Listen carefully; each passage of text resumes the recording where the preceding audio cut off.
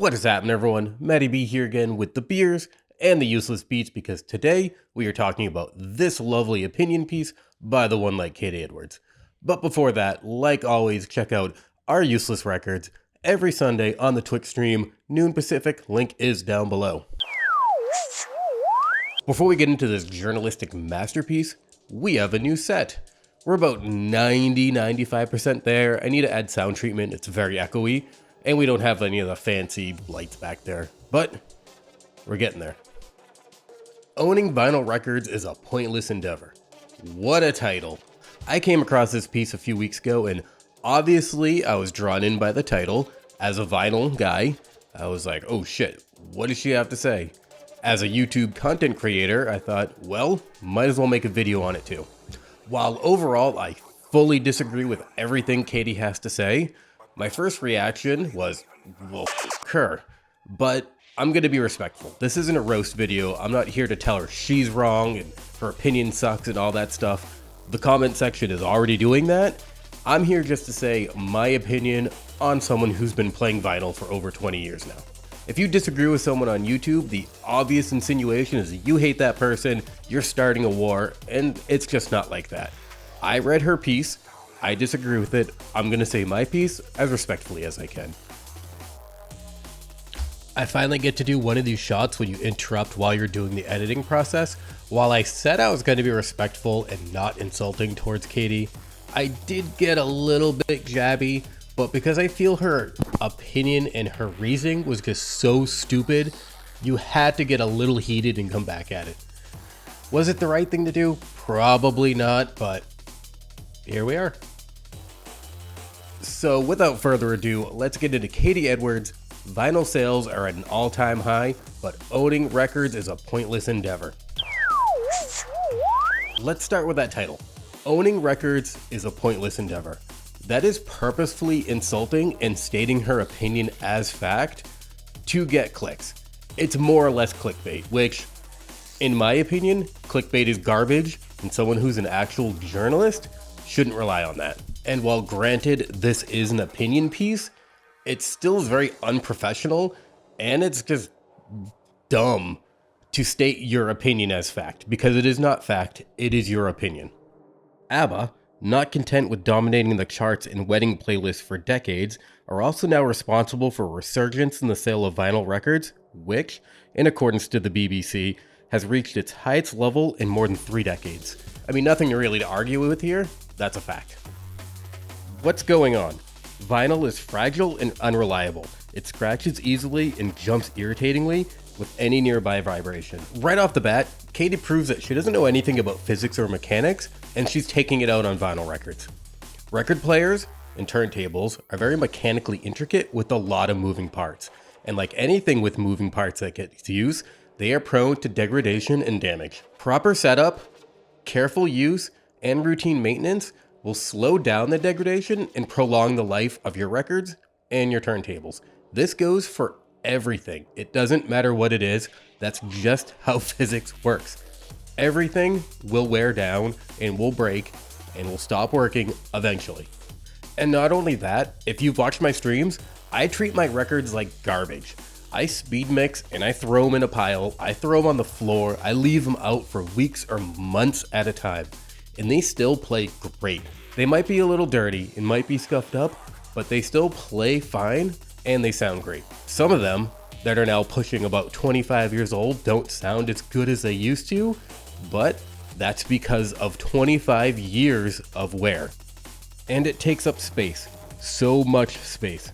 There's a few things to unpack here. First of all, records are made from matter. Matter is defined as physical substance in general, as distinct from mind and spirit in physics, that which occupies space and possesses rest mass, especially as distinct from energy. Records are made from matter. Matter takes up space. How much space records take up is entirely dependent on the collector and the size of their collection. If they want a small collection, it'll take up a small amount of space. If they want a large collection, it'll take a large amount of space. My collection is about a medium size. It's back there on the wall. You can see it. Most importantly, that is my business. how far they take up. Not yours, not anybody else's. Except for the missus, who allows me to have that space back there. Anything you collect, whether it be records or pogs, another interjection, I do have pogs, or forks, will take up space. And how much space that takes up will depend on the size of the collection, and the collector will allocate space accordingly and how big they want that collection. I should know, a third of my dining room is dedicated to my husband's precious LB collection. And there we have it. This, what I feel, is the entire crux of her argument. Everything is based on her hatred that her husband has a vinyl collection and it is taking up too much space in their house. So, Katie, instead of talking to her husband about it, has to go on the internet and write this enormous hate piece how awful records are because they're taking up too much space in their house. He's traveled miles to record fairs and spent hours searching through hundreds of records on the lookout for additions to his collection. That's what you do when you enjoy collecting things. You collect them. You go to places to collect them. What Katie doesn't mention is whether or not it's putting a financial strain on their household. And whether it is or it isn't grounds to insult an entire community. We've had many conversations about the appeal of vinyl, but I'm still at a loss. Apparently, it's something like the difference between books and Kindles. The sensory charm of a physical format is comforting and reassuring. The size of LPs means that one can appreciate album artwork more easily. I'm told that watching vinyl spin on the turntables can be hypnotic. You don't have to understand why your husband or anyone else collects the things they collect. All you need to do is be supportive of him. The way my wife is supportive of me. And I'm supportive of the things that she likes to do. Purists might say that vinyl offers superior sound quality to that of streaming services, but I can't hear the difference beyond the unmistakable opening crackle and low hiss of a record playing. I'm a vinyl DJ and not a hi-fi expert. My vinyl is meant to be played like an instrument, so I'm not really at authority to say on whether or not vinyl is superior sound.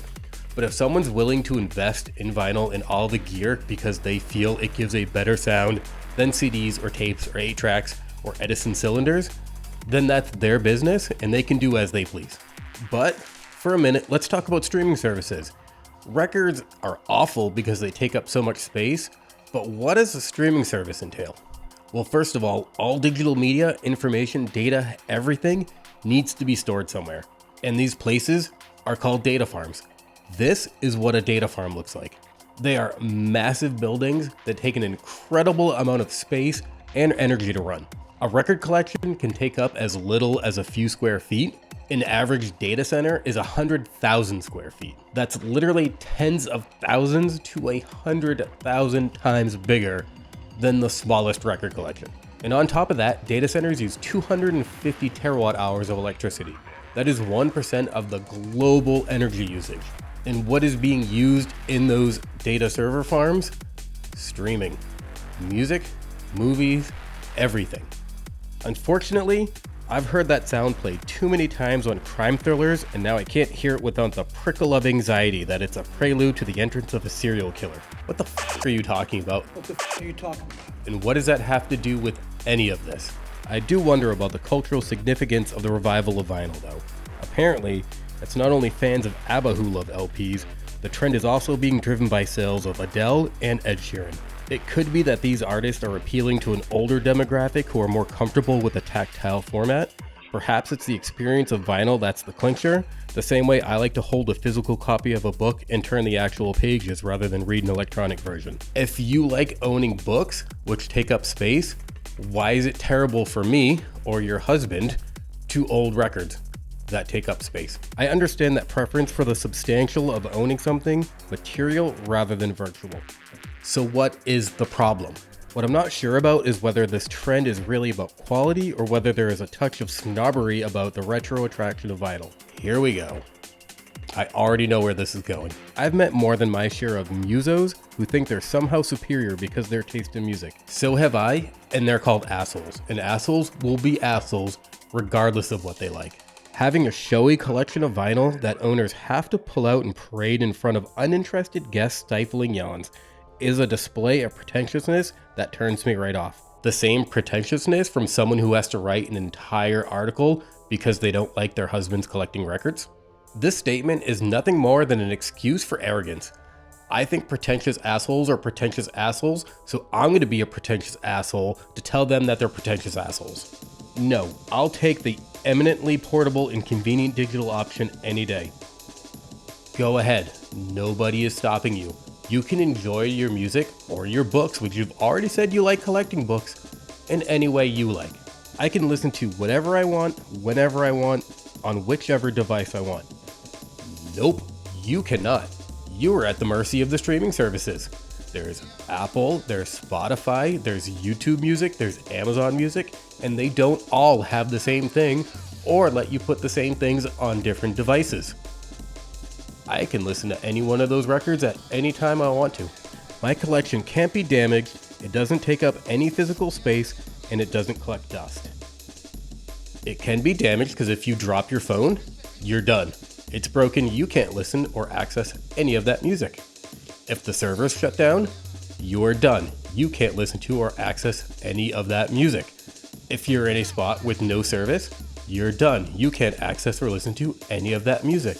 And you might not know, but your phone is made of matter, and matter takes up space. And it collects dust also.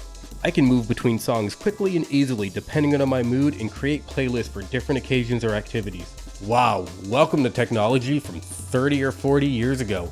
People have been creating playlists since the 80s, since the 70s. Since home recording was a thing, people have been making playlists based upon their moods or their activities. I know Adele was strident about not shuffling songs, but I'm not a huge fan of authorial or artistic tension. Once the album's mine, I'll listen to it however I please, thanks.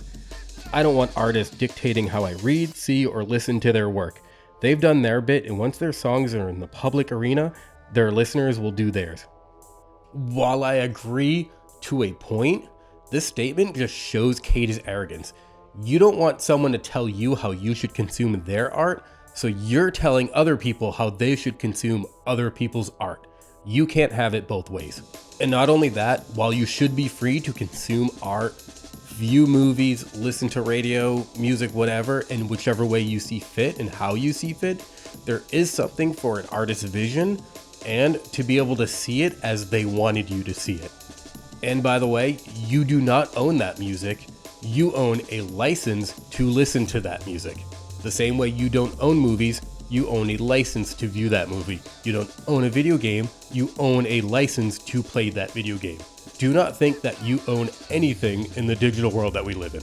Of course, having a hidden set of virtual playlists has the added benefit that no one has to see my collection of 80s power ballads and 90s dance tunes. Not that I'd be embarrassed.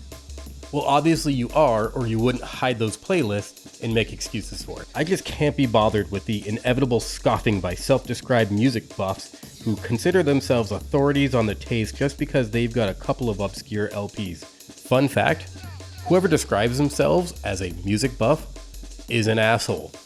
And as we stated before, assholes will be assholes, regardless of what they consider themselves a buff in. Like so many things, ownership of the right collection of records is part of conspicuous consumption, a status symbol signifying superior palate. For some, but that literally goes for everything. People do that with video games. They own a boxed Mario or a Nintendo World Championship. People do that with stamps. They do that with World War II memorabilia.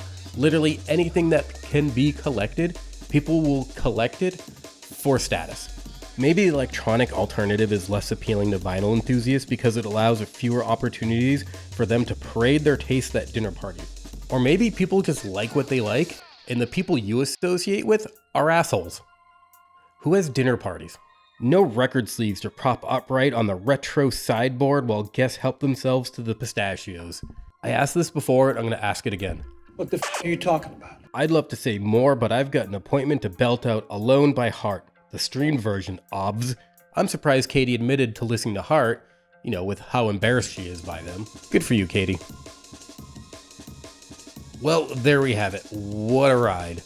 I'm not going to go and pretend there aren't asshole enthusiasts in vinyl. Of course there are. There are asshole enthusiasts in everything, like we mentioned earlier. But pointing out why someone shouldn't do something based solely on your opinions makes you an asshole.